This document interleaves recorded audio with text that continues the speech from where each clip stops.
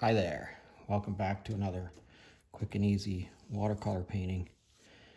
And it's finally spring here in southern Ontario, so we have a little bit of green sort of sprouting out in a couple of places. I'm going to put some blue across the sky in sort of a curving kind of a fashion, but I'm not going to do any more than that to it. And I'm going to take this brush and I'm going to dip this brush into my Payne spray that I have here, and I'm just going to tap it a few times. I'm trying to get the paint off the page or off the brush and onto the page. So just tap it into that wetness that we established with the sky and just let it bleed. All right, so I'm going to take this and I'm going to swoop it across there and maybe pick up a little bit more Payne's gray right out of the color. Just swoosh it across there. Don't do any more than that to it. I'm going to clean that brush out, pick up some yellow ochre, come right up to the line where the Payne's gray is, and let the yellow ochre run, or let the Payne's gray run into the yellow ochre. I'm not going to clean this brush out now. I'm going to go right to this, which is sienna, and I'm just going to put that across there and let that all bleed together for a minute.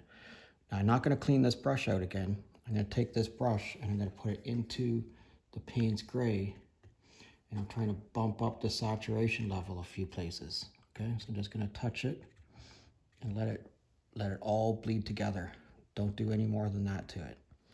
Okay, so I got quite a bit of pigment on here.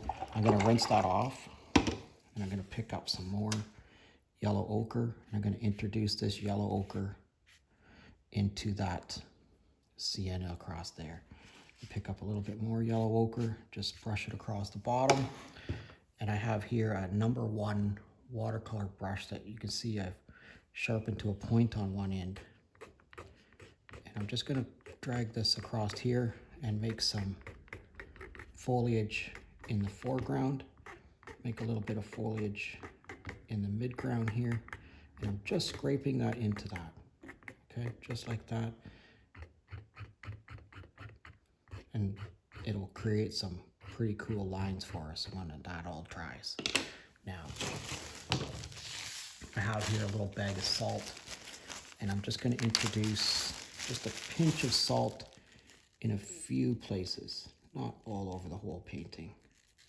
So I introduce some salt here and a little bit of salt there, and now we're just going to walk away and let this all dry. Okay, so I dried that up, and I'm going to put a little bit of this sap green across here, like that. And I'm going to pick up a little bit of this yellow and introduce this yellow across here in a couple of places. And again, I'm just going to tap the brush to get the yellow to go off in there. And I'm going to put a little bit of this yellow ochre with a little bit of just a hint of green across there. Touch some of those hard edges just to get that to all blend together. And yes, you guessed it, we're going to let this dry and see what we got. All right, so you can see right here we have some pretty cool little blooms going on here. There's still quite a bit of salt left on there, but that'll fall off. So I'm going to stick our mat on here. Yeah, that's kind of, I like it. I like all this little bloom that we got going in the back here. Sort of alludes to these trees way off in a distance. All this here that's crossed here that sort of looks like foliage up front.